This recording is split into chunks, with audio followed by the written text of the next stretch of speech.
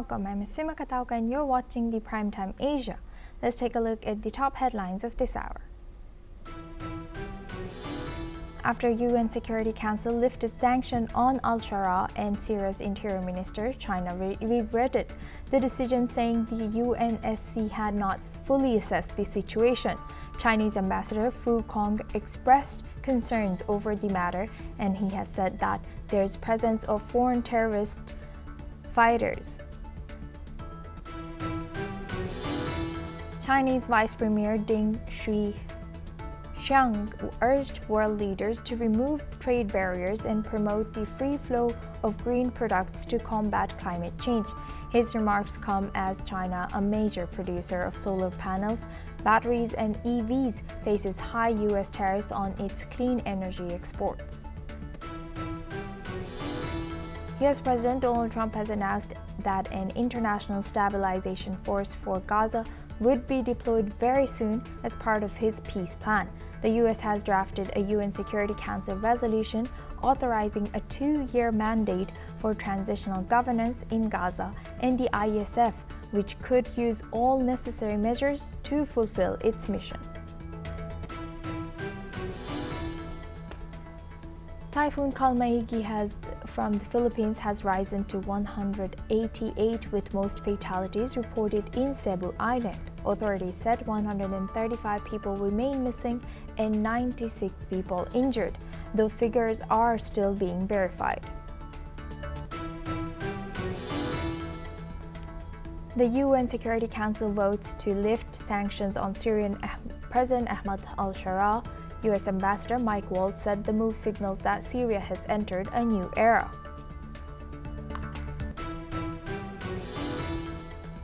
The White House has reportedly blocked NVIDIA from selling its newly developed scaled-down B30A AI chips to China. The chip, capable of training large language models in clustered systems, had already been sampled by several Chinese firms before the decision.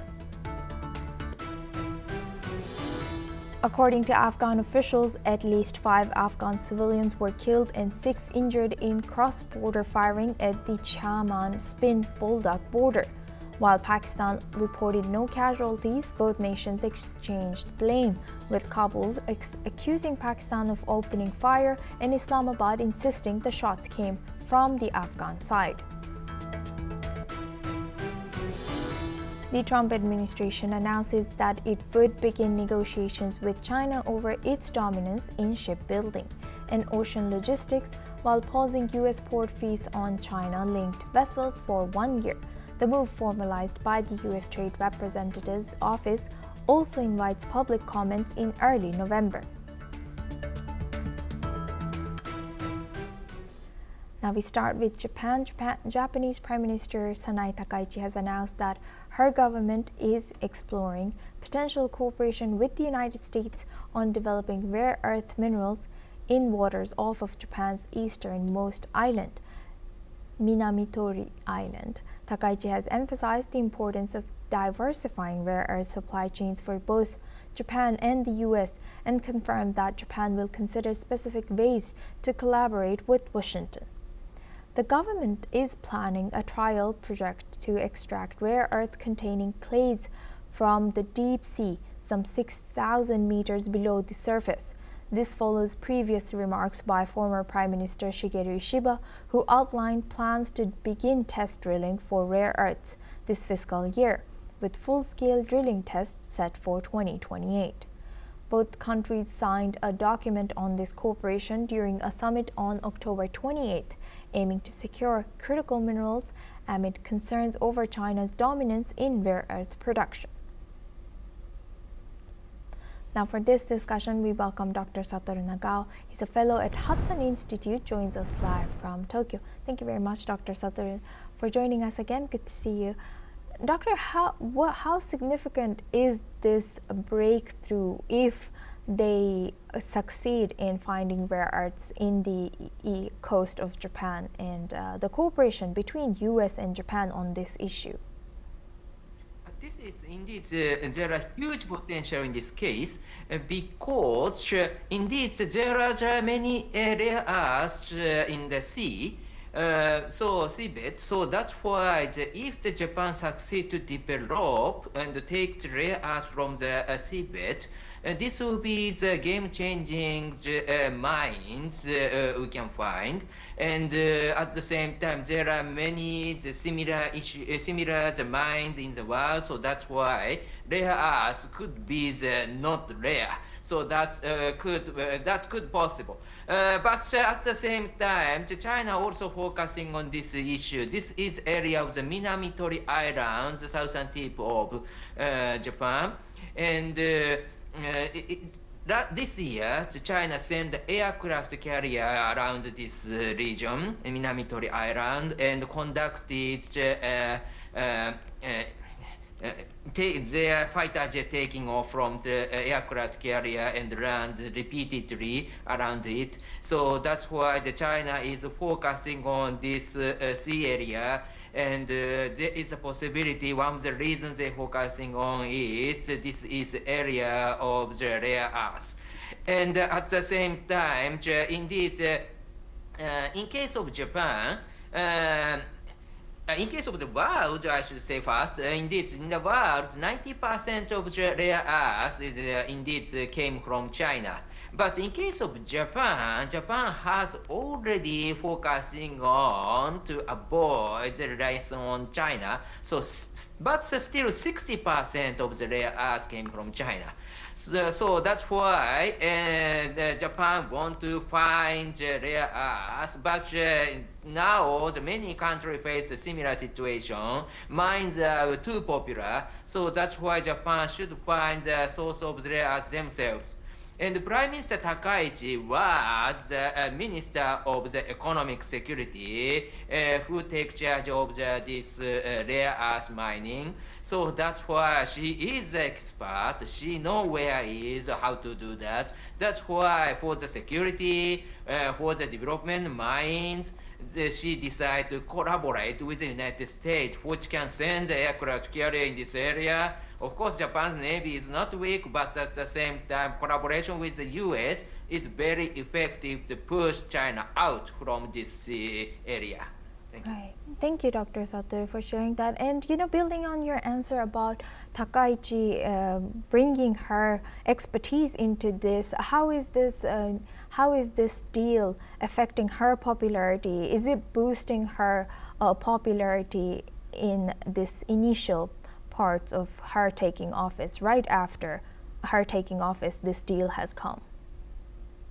This popularity, the survey indicates that more than 80% of the people support current Prime Minister Takaichi. This is a little bit too high in the other popularity, but at the same time, it has achieved.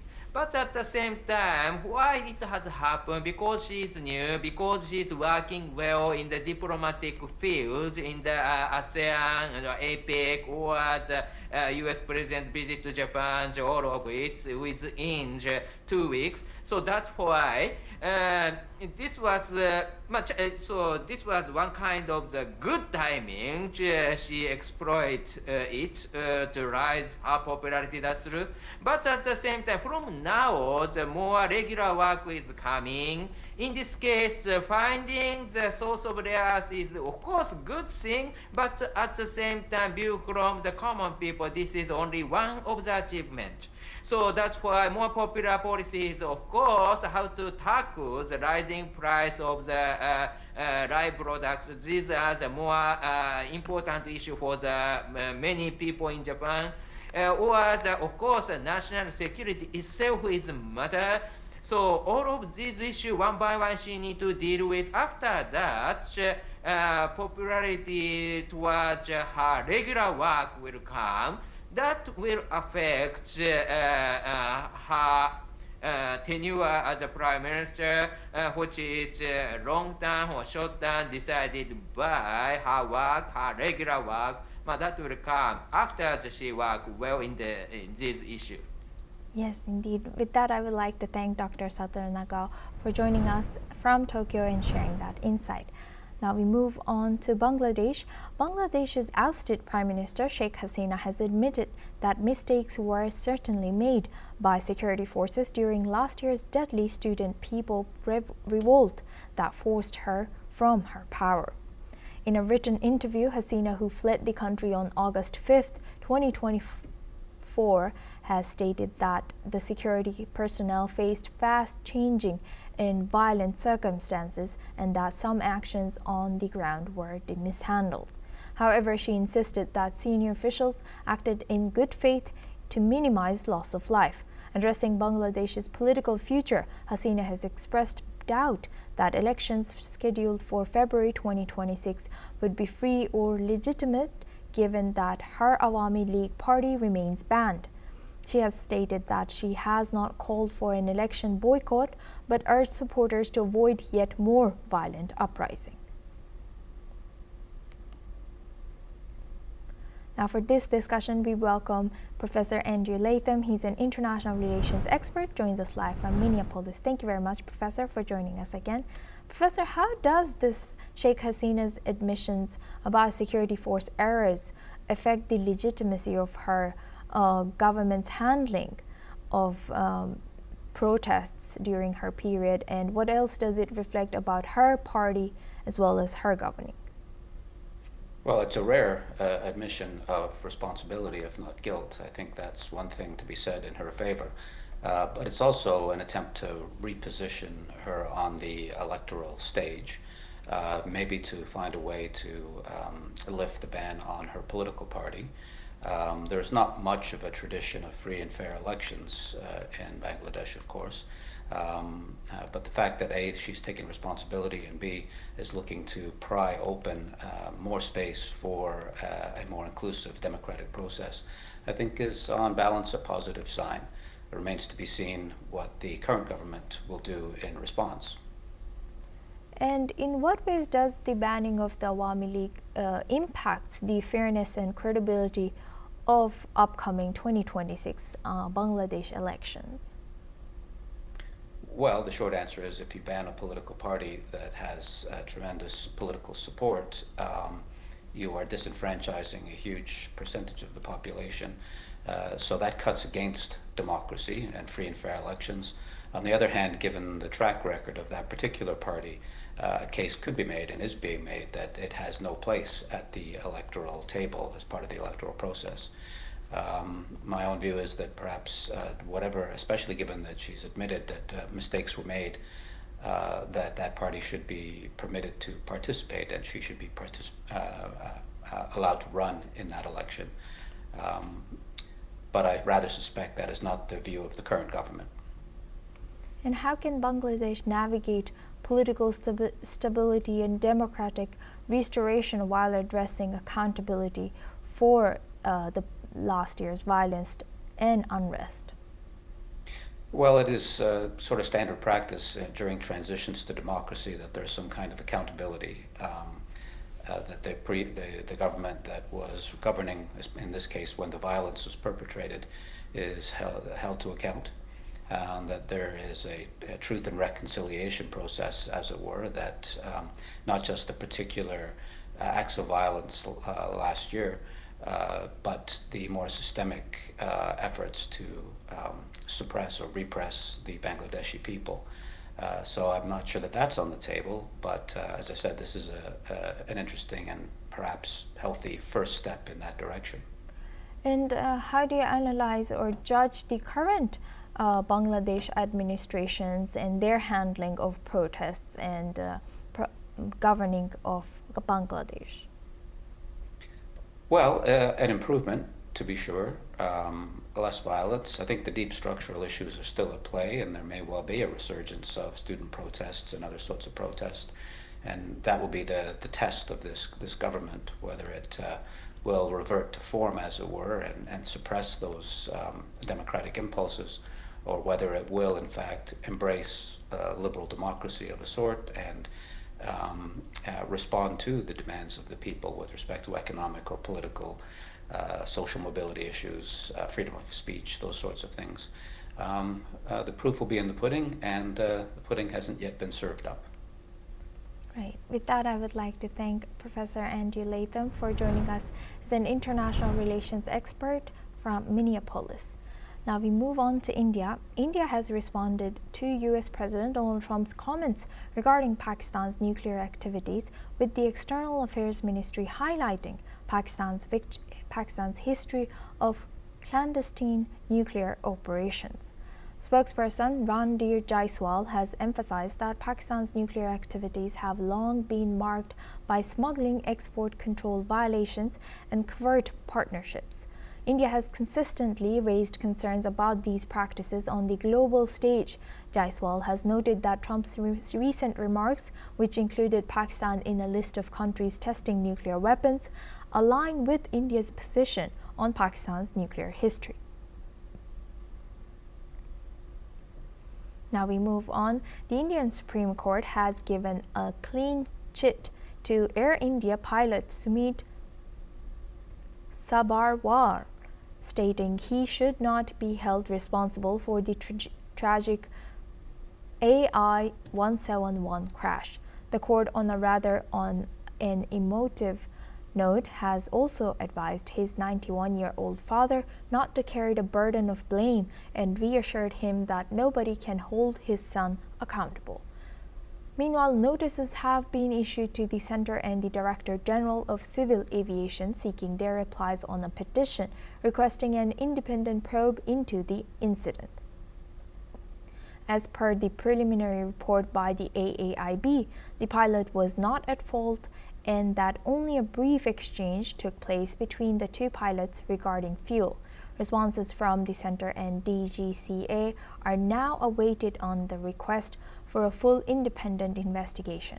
The Air India flight AI-171 took off from Ahmedabad on June 12 earlier this year and was headed for London's Gatwick Airport, but it crashed seconds later near a medical college, claiming 260 people's lives in a tragic incident. Now for this discussion, we welcome Dr. M.J. Augustine Vinod. He's a Group of Captain fighter pilot, joins us live from New Delhi. Thank you very much for joining us. Welcome to NewsX World. Now looking at this, how should accountability be balanced between individual pilots and systematic aviation authorities in major air disasters like the one that we saw this year with Air India? I can comment on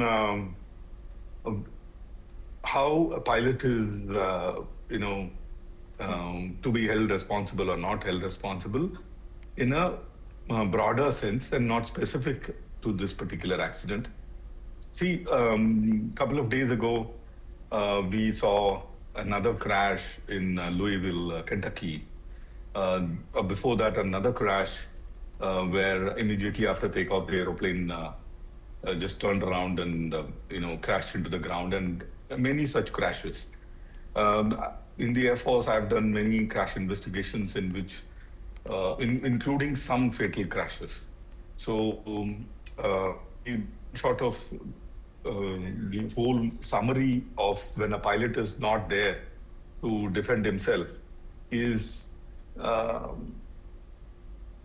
that we don't ever blame a pilot and attribute a particular crash to a pilot error. For simple reason, you will have multiple cheese holes aligning. It's called the Swiss cheese model. Multiple cheese holes aligning before anything goes into the ground. So there are systemic failures, operational failures, maintenance issues, and the weather. So many such factors have to come together for an aeroplane to go into the ground. So that being said, there are certain times when some of the cheese holes are pre-aligned. In many cases, those pre-aligned cheese holes, to put it very simply, there could be an inherent systemic issue that is already prevailing, which has not been identified.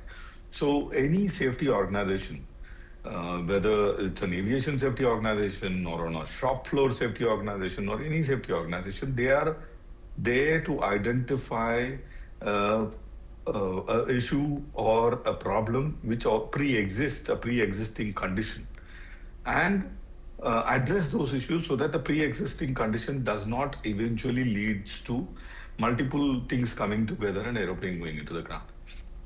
Third and the most important thing in my previous avatar and as a pilot of a single pilot cockpit, vis-a-vis a large aeroplane, is a lot of lives depend on you.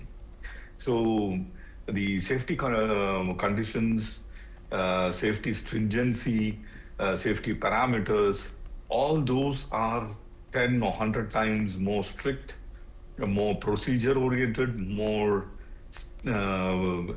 process-oriented in a civilian flight rather than in a military flight. So military flight is a very dynamic kind of flying and dynamic kind of maneuver. In civilian flight, you fly from A to B in a straight line or in a predetermined route, and you don't deviate from that route unless there is some weather for which you take permission to deviate. And if you can't, suppose you're an oceanic route, then you deviate using given a certain procedure. So those are the things that binds pilots to fly a certain pattern. So all this said, which is why probably the courts have come down and said you cannot hold pilot responsible, because it is never a single cause that causes any accident. Like this DC-10 or the Kentucky accident in Louisville. The engine just came off. But the engine coming off is not the event. Event is something else. Maybe the engine was not fitted correctly, or there was a fatigue failure or whatever. So those are the things that needs to be looked at by the safety organization. So that is why probably the courts have said you cannot hold the pilot responsible, because it is never a singular cause. There are multiple causes that leads to a particular accident. Over to you. Yes, and Dr. MJ, building on your answer, you mentioned there are so many things to be addressed still. Can you share some of the things that are still left to be addressed on this particular case? And what are the implications of the Indian Supreme Court's exoneration for public trust in Indian aviation safety and regulatory standards in India? Very good question. In fact, statistics and mathematics proves that the safety standards and the procedural standards and the rate of accident in India is one of the lowest in the world. It might, for viewers, it might not sound, plausible, but that is a fact. It is extremely safe. I don't remember, the previous crash was some 3-4 years ago on a tabletop runway, owing to bad weather, wet runway, and from bad braking action. So in India, accidents are extremely rare. And we fly a lot because in India, we have many small hubs connecting from A to B and many international bases and stations we go to. Therefore, and we have mixed flying, as in helicopters fly. We are not a large country like China or US, but we are an extremely populous country in this small little area. So the density of population is high, and therefore movement of population within short ranges are much, much higher. So we have helicopter traffic, we have military traffic, we have civilian traffic, and all of them coexist. Therefore, there is an extremely stringent requirement for safety standards to be followed, which is followed in India to the T. So you will, I don't remember having heard or seen, post 80s, maybe early 80s, we have had a mid-air collision. Whereas last year, end of last year, you remember there was a mid-air collision in DC when an military helicopter collided with a civilian aeroplane, and so many people perished. So such harakiri doesn't happen in India because of stringent, strong procedures that is in place. Yes, I agree. Aviation is booming, and it is booming at a very, very high pace.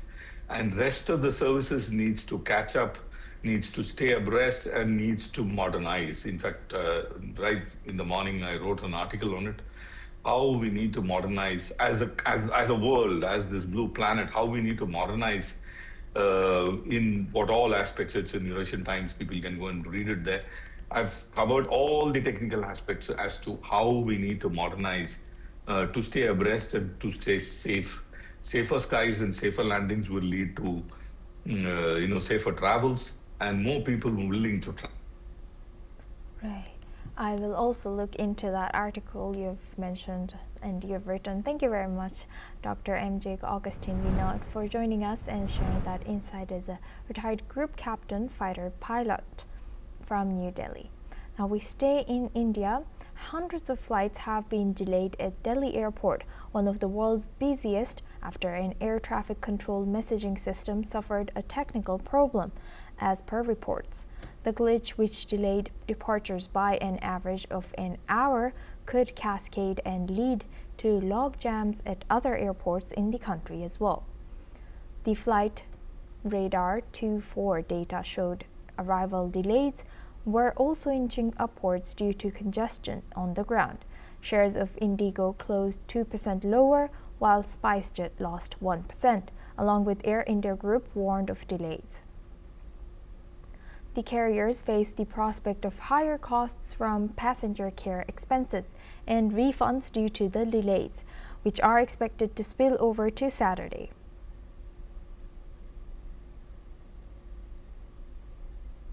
And that's a wrap on Primetime Asia. Keep watching NewsX World for more news updates from around the world.